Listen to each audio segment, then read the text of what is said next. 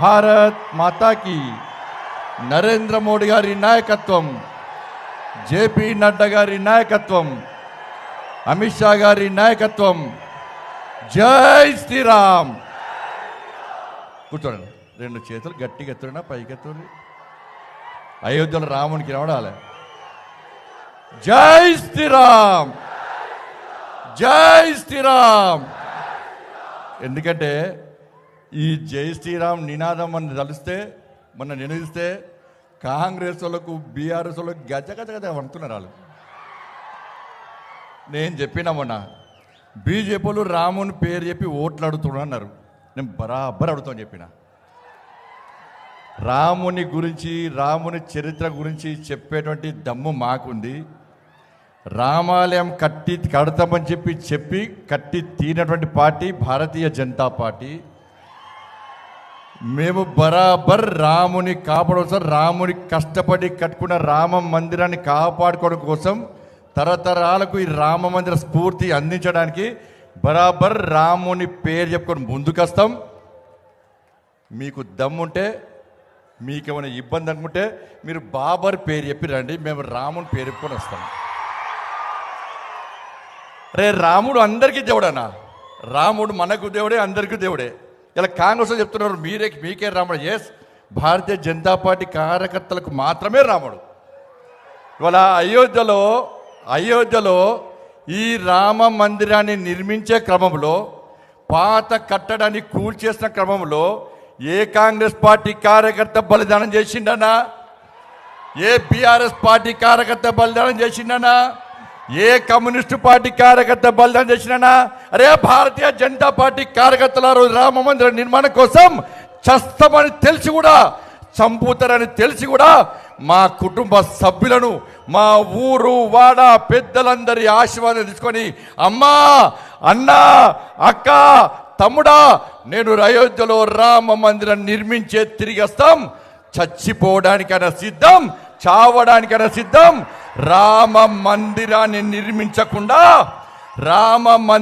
నిర్మించకుండా తిరిగి నా ఊరికి రాను అని చెప్పి ప్రతిజ్ఞ చేసి చావడానికి, త్యాగం చేయడానికి సిద్ధమై అనేక మంది కార్యకర్తలు, మూర్ఖత్వం ములాయం సింగ్ జరిపిన కాల్పులో బలిదానమైన కార్యకర్తలు భారతీయ జనతా పార్టీ కార్యకర్తలైన. మరి కాంగ్రెస్ వాళ్ళకు రాముడే, బీఆర్ఎస్ పార్టీ వాళ్ళకు రాముడే, కమ్యూనిస్టు పార్టీ వాళ్ళకు రాముడే. మీ కార్యకర్తలు రాముని కోసం బలిదానం చేయడానికి ఎందుకు ముందుకు రాలేదో ఒక్కసారి చెప్పాలి. అరే ఇప్పుడు కట్టినటువంటి రామ మందిరాన్ని మేము తప్పకుండా కాపాడుతామని చెప్పి ఈ కాంగ్రెస్ పార్టీ గ్యారంటీ ఇవ్వగలదా? ఒక్కసారి కాంగ్రెస్ పార్టీ స్పష్టం చేయాలి. ఎస్, మాకు ఇంకా రాముడున్నాడు.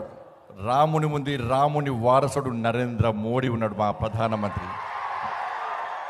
ఈ ఎన్నికలు ప్రధానమంత్రి అభ్యర్థి నిర్ణయించే ఎన్నికలు. మా ప్రధానమంత్రి నరేంద్ర మోడీ గారు. కాంగ్రెస్ పార్టీ ప్రధానమంత్రి అభ్యర్థి ఎవరన్నా? అభ్యర్థి లేడు. మీరు రాహుల్ గాంధీ ఫోటోనే పెట్టుకుంటలేరు వాళ్ళు. రాహుల్ గాంధీ ఫోటోనే పెట్టుకుంటలేరు వాళ్ళు. ఇలా ప్రధానమంత్రి అభ్యర్థి ఎవరో తెలియని కాంగ్రెస్ పార్టీకి ఈ దేశ ప్రజలు పార్లమెంట్ ఎన్నికల్లో, దేశ ప్రధాని నిర్ణయించే ఎన్నికలు, పార్లమెంట్ ఎన్నికల్లో ఆ పార్టీకి ఎవరు చూసి ఓటేమంటారు, ప్రధానమంత్రి ఎవరు అభ్యర్థిని ఓటేమంటారో ఒక్కసారి కాంగ్రెస్ పార్టీ నాయకులు ఆత్మవిమర్శ చేసుకోవాలి. వాళ్ళు ఏదో అనుకుంటున్నారు. ఆగు, ఈ 17వ తరగతి చుక్కలు చూపడతారు ప్రజలు. కాంగ్రెస్లో చుక్కలు చూపడతారు ప్రజలు. 100 రోజులు అయిపోతుంది బిడ్డ, 100 రోజులు అయిపోతుంది. ఆగు, 100 రోజులు అయిపోయినాక మీ 6 గ్యారెంటీల సంగతి ఏందో ప్రజలు చూపడతారు. చాలామంది కాంగ్రెస్ పార్టీ నాయకులకు దడదడ స్టార్ట్ అయ్యేది. ఈ 100 రోజులు డెడ్ లైన్ కనబడుతుంది వాళ్ళకు. 100 రోజుల తర్వాత మా ఊళ్ళో తిరగనిస్తారా ప్రజలు ఈ 6 గ్యారెంటీలు ఏందని చెప్పని? ఇలా 6 గ్యారెంటీలు అంటే మళ్ళీ వివరిస్తున్నాను. 6 గ్యారెంటీలు అంటే 500 రూపాయలకు సిలిండర్ ఇవ్వడమే కాదు, 200 యూనిట్లు కాల్చడం ఫ్రీ కరెంట్ కాదు. ఇలా గ్యాస్ కూడా అర్థం చేసుకోండి. ఇలా ఎన్నికల ముందు కాంగ్రెస్ వాళ్ళు ఏమన్నారు? అందరికీ గ్యాస్ ఇస్తామన్నారు 500 రూపాయలకు. ఎన్నికల తర్వాత ఏమన్నారు? రేషన్ కార్డు ఉన్నోళ్ళకే గ్యాస్ అన్నారు. ఇప్పుడు నిన్నగాక మొన్న ఏమన్నారు? మహిళల పేరు మీద కనెక్షన్ ఉంటేనే గ్యాస్ ఇస్తారట. ఫస్ట్ ఏమో అందరికీ అన్నారు, తర్వాత రేషన్ కార్డు ఉన్నకే గ్యాస్ అన్నారు, మళ్ళీ ఇప్పుడు ఏమంటారు, మహిళల పేరు మీద గ్యాస్ కనెక్షన్ ఉంటారు, గ్యాస్ కనెక్షన్ అంటారు. మరి రేషన్ కార్డులు ఇవ్వలేదని చెప్పి 10 సంవత్సరాలు మేము తింటాం, బీఆర్ఎస్ పార్టీ కాంగ్రెస్ వాళ్ళు తిట్టారు. రేషన్ కార్డుల కోసం దాదాపు 10 లక్షల మంది కంటే ఎక్కువ మంది ప్రజలు దరఖాస్తు చేసుకున్నారు. రేషన్ కార్డులు ఇవ్వకపోతుంది, ఇలా గ్యాస్ ఇవ్వకపోతుంది. కానీ 500 రూపాయలకి గ్యాస్ ఇస్తామంటున్నారు. మరి గ్యాస్తో పాటు 6 గ్యారెంటీలు అమలు చేయాలి. ఇలా 2500 రూపాయలు మహిళల అకౌంట్లో వేస్తున్నారు. పక్క 6 గ్యారెంటీలో పక్క 2500 రూపాయలు వేయాలి. వేసిండ్రా ఎక్కడన్నా? ఇవాళకి 80 రోజులు అయిపోయింది. ఇంకా 20 రోజులే, ఇంకా 10 రోజుల లోపల ఎన్నికల కోడ్ వస్తుంది. కాబట్టి కాంగ్రెస్ పార్టీ వాళ్ళు ఇవాళ మీటింగ్ పెట్టుకున్నారు. ఒక గ్యారెంటీ అట, ఇందిరమ్మ ఇల్లు ఇస్తారట.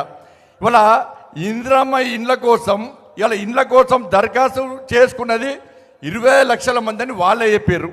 6 లక్షల మందికి ఇస్తాను వాళ్ళే చెప్పారు. ఒక్కొక్కరికి 5 లక్షల రూపాయల చొప్పున ఇస్తామని వాళ్ళే చెప్పారు. 6 లక్షల చొప్పున 6 లక్షల మందికి 5 లక్షల చొప్పున ఇవ్వాలంటే దాదాపు 3 లక్షల కోట్లు కావాలి. కానీ కాంగ్రెస్ పార్టీ ప్రభుత్వం ఇండ్ల కోసం విడుదల చేసిన డబ్బు ఎంత అంటే 3,000 కోట్ల రూపాయలు.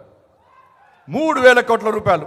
ఒక్కొక్క నియోజకవర్గానికి 3,500 మందికి ఇల్లు ఇస్తున్నారు. నీ 3,000 కోట్లలో ఒక్కొక్క నియోజకవర్గానికి కనీసం 100 కూడా రావు, 100-200 కూడా రావు. కాబట్టి ఎట్లా బ్లఫ్ చేస్తుందో కాంగ్రెస్ పార్టీ ప్రభుత్వం ఒక్కసారి ఉంచండి. 2,500 రూపాయలు ఇస్తున్నారు. 2,500 రూపాయలు ఈ తెలంగాణ రాష్ట్రంలో దాదాపు 1,500,000 మంది 18 సంవత్సరాలు దాటిన మహిళలు తెలంగాణ రాష్ట్రంలో ఉన్నారు. 2,500 రూపాయలు పక్కా ఇవ్వాలి. వాళ్ళ అకౌంట్లో పైసలు వేస్తేనే ఇలా కాంగ్రెస్ పార్టీని ప్రజలు నమ్ముతారు. ఇవాళ దాంతోపాటు 4,000 రూపాయలు ఆసరా పెన్షన్ ఇస్తున్నారు. అవి ఇవ్వలే. ఇంతవరకు 2 లక్షల రూపాయలు రుణమాఫీ చేస్తున్నారు. అవి ఇవ్వలే. రైతు భరోసా పేరు మీద 15,000 రూపాయలు అకౌంట్లు వేస్తున్నారు. అవి ఇవ్వలే. ఇవాళ రైతు భరోసా దాదాపు 50 లక్షల మంది రైతులు ఎదురుస్తున్నారు 2 లక్షల రుణమాఫీ కోసం. ఇలా 15,000 రైతు భరోసా ఇస్తా అంటే 50 లక్షల మంది రైతులు ఇలా కాంగ్రెస్ పార్టీకి ఓటేసారు. దాదాపు 15 లక్షల మంది కౌలు రైతులకు వాళ్ళకు భరోసా కల్పిస్తారంటే వాళ్ళు ఓట్లు వేసారు. కాబట్టి ఏమీ ఆచరించకుండా, ఏమీ అమలు చేయకుండా 1-2 వాగ్దానాలు అమలు చేసి ఇవాళ 6 గ్యారెంటీలు అమలు చేస్తామని చెప్పి ప్రజలను నమ్మించి మోసం చేసే ప్రయత్నం ఇలా కాంగ్రెస్ పార్టీ చేస్తున్న విషయాన్ని ఇవాళ తెలంగాణ సమాజం గుర్తించాలి. ఇలా జీతాలు ఇచ్చే పరిస్థితి లేదు. ఇది కేవలం ఎన్నికల సంవత్సరం, ఎన్నికల మంత్ అని చెప్పి ఈ నెల ఫస్ట్ నాడు జీతాలు ఇచ్చారు. నెక్స్ట్ మంత్ ఫస్ట్ నాడు జీతాలు ఇస్తారు. మళ్ళా తర్వాత ఒక్కొక్క నెలల జీతాలు ఇస్తే ఒట్టిగా ఇక జీతాలు ఇయ్యరు. ఇవాళ 6 గ్యారెంటీలు వాళ్ళు అమలు చేయాలంటే దాదాపు 5 లక్షల కోట్ల రూపాయలు అవసరం బడ్జెట్. కానీ మొన్న ప్రవేశపెట్టిన బడ్జెట్లో కేవలం 53,000 కోట్ల రూపాయలు మాత్రమే కాంగ్రెస్ పార్టీ ప్రభుత్వం ఇలా చూపెట్టే ప్రయత్నం చేసింది. మరి మిగతా పైసలు ఎక్కడ ఇస్తారు, ఎట్లా సంక్షేమ పథకాలు అమలు చేస్తారో కాంగ్రెస్ పార్టీ చూపెట్టలేకపోయింది. అందుకే ఇవాళ తెలంగాణ రాష్ట్రంలో ఎవరు ఎక్కడ భయపడాల్సిన అవసరం లేదు. భారతీయ జనతా పార్టీ కార్యకర్తలు ప్రజలు ఆలోచిస్తున్నారు. ఇలా ప్రజలు వాస్తవ విషయాలు తెలిసినాయి. 6 గ్యారెంటీలు చెప్తే మేము కాంగ్రెస్ పార్టీకి ఓటేస్తాం. కానీ మా కోసం కొట్లాడింది భారతీయ జనతా పార్టీ కార్యకర్తలు. మా రుణమాఫీ కోసం కొట్లాడింది భారతీయ జనతా పార్టీ కార్యకర్తలు.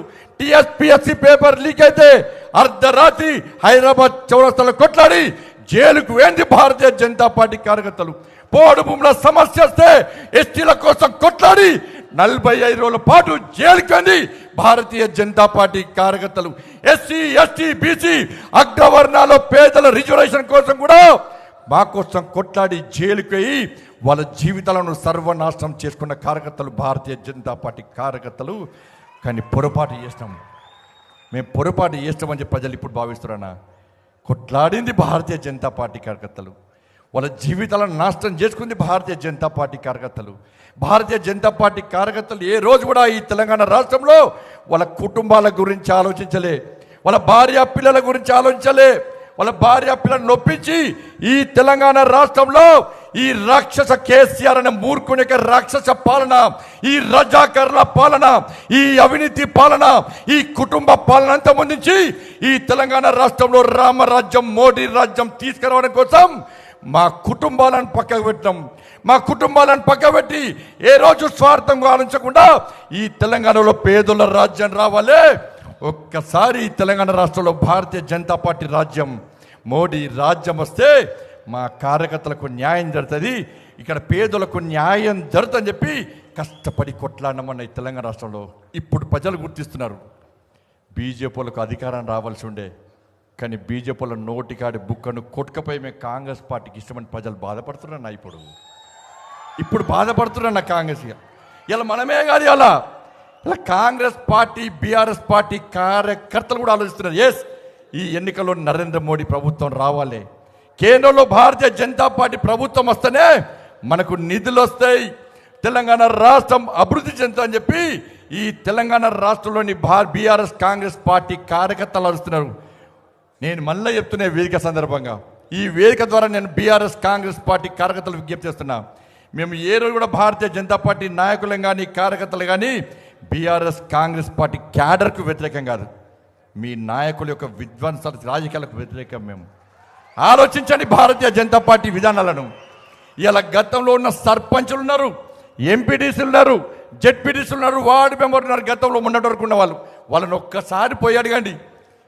ఇవాళ ఈ తెలంగాణ రాష్ట్రంలో గ్రామ పంచాయతీల అభివృద్ధి కానీ కార్పొరేషన్లకు కానీ మున్సిపాలిటీలకు కానీ నిధులు ఇచ్చిన ప్రభుత్వం కేవలం కేంద్ర ప్రభుత్వం, నరేంద్ర మోడీ గారి ప్రభుత్వం, కేసీఆర్ ఒక్క పైసా ఇవ్వలే.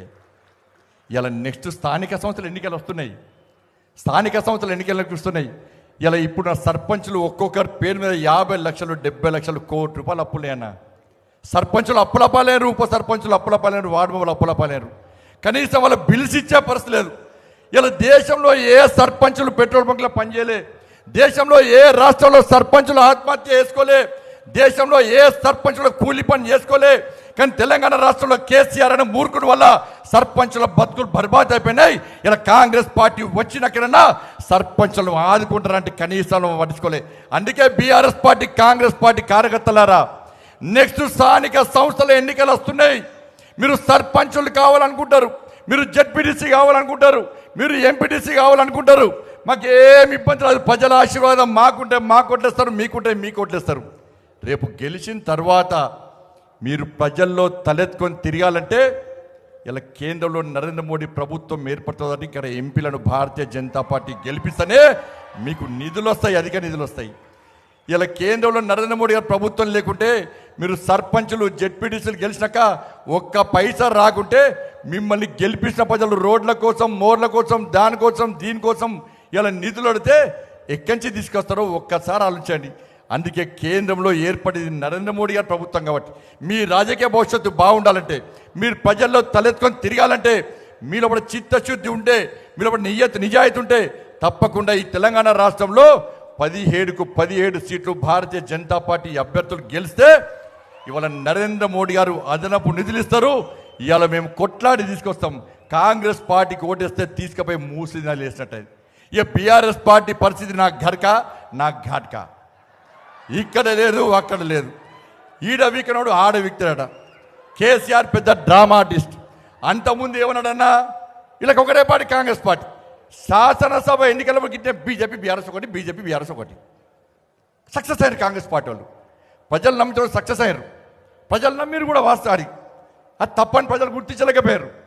మళ్ళీ పార్లమెంట్ ఎన్నికలగానే మళ్ళీ బీజేపీ బీఆర్ఎస్ కూడా అంటున్నారు. కాంగ్రెస్ పార్టీ ప్రచార వస్త్రాలు లేవు. 6 గ్యారెంటీలు ప్రజలు నంబరం చేసి ఇది స్టార్ట్ చేశారు. ఈ ఎన్నికల ముందు, శాసనసభ ఎన్నికల ముందు వాస్తవంగా జరిగింది ఏంటి అంటే, శాసనసభ ఎన్నికల ముందు బీఆర్ఎస్ పార్టీకి సంబంధించిన కొంతమంది మంత్రులు భారతీయ జనతా పార్టీలో చేరుతాను సార్, ఈ కేసీఆర్ ముఖం పెట్టుకొని ఓట్ల కోసం పోతే ప్రజలు చీతు అంటున్నారు, ఈ కేసీఆర్ ముఖం పెట్టుకొని ఓట్ల పోయే పరిస్థితి సార్, మాకు నరేంద్ర మోడీ ముఖం కావాలి సార్, నరేంద్ర మోడీ కావాలి సార్ మాకు అని చెప్పి చాలామంది బీఆర్ఎస్ పార్టీ మంత్రులు బీజేపీలో చేరడానికి వచ్చారన్న వాస్తవం కూడా నాకు కలిసినప్పుడు. అప్పుడు రాష్ట్ర అధ్యక్షుడు నేనే, నన్నే వచ్చి కలిసిర్రు. ఈ విషయం తెలుసుకున్న కేసీఆర్ ఏం చేసిందంటే, కేసీఆర్ నటించడన్న నటనలో జీవిస్తాడు, కుంపలు ముంచని తెలివి అంతా కూడా. అది గట్నే ఊరించుకుంటా మాటలు చెప్పి మన బతుకుని బర్బాద్ చేసి నాశనం చేసిండు. ఇలా ఏం చేసిండు ఆ మంత్రులను నమ్మించడానికి. ఇలా ఏ నాయకుడైనా తన మీద విశ్వాసం ఉండే విధంగా ధైర్యం చెప్పలేదు ఎదుటి నాయకులకు. కేసీఆర్ మీద పార్టీ నాయకులకు విశ్వాసం లేదు. ఇలా మంత్రులను పిలిచి ఏం చేసిండు, నాకు ఢిల్లీ నుంచి ఫోన్ వచ్చింది, నాకు కేంద్ర మంత్రి పదవి ఇస్తాడట, మరి పోదామా అన్నాడట. ఈ మంత్రులు తిన్నవా బస్ పండి అంటే తిన్నా, పన్నవారా బస్ పండి పన్న అంటారు. వీళ్ళు పోయి కేసీఆర్ చెప్పగానే, అరే మన కేసీఆర్ సార్ ఢిల్లీలో మంత్రి అవుతుండట, ఇక మనం బీజేపీ ఎందుకు ఏరాలే అని చెరువులు బంద్ చేశారు. బంద్ చేసాక ఏం చేసిండు, మళ్ళీ అది క్లోజ్. మళ్ళీ ఇప్పుడు ఏం చేసిండు, ఈయనకట మోడీ గారు ఫోన్ చేశారు పోటీగానికి నాకు. ఈయన పార్టీ గింత పార్టీ, పార్లమెంట్లో పార్టీ నుంచి పోటీ చేయడానికే ఎవరు వస్తలేరు పార్టీకి. పార్లమెంట్లో అభ్యర్థులకు వెళ్తలేరు, పోటీ చేయడానికి ఎవరు లేరు. పోటీ చేస్తే తెలంగాణ రాష్ట్రంలో బీఆర్ఎస్ పార్టీ 3వ ప్లేస్, వేరే పార్టీలు లేవట్లే కూడా 4వ ప్లేస్ వస్తుంది. ఈసారి ఏమంటాడు, ఈసారి మళ్ళీ మోడీ గారు ఫోన్ చేసినట్ట. నేను మోడీ గారికి నీళ్ళకేం పని లేదేంది, మోడీ గారికి ఫోన్ చేసిరట, మళ్ళీ ఎన్డీఏలో చేరదామా అని చెప్పి. ఇప్పుడు మల్లన్న ఉన్నాడు, మల్లన్న మంత్రి ఉన్నాడు కదా మల్లన్న, ఆ మల్లన్న కానీ చెప్తే ఏం చేస్తాడు, తెల్లారి మీడియాలో చెప్తాడు. అవునా కాదా? ఇట్లా కొంతమంది ఎమ్మెల్యేలు ఉన్నారు, ఈ మీడియాలో ఓపెన్గా మాట్లాడటం పిలుస్తాడు కేసీఆర్.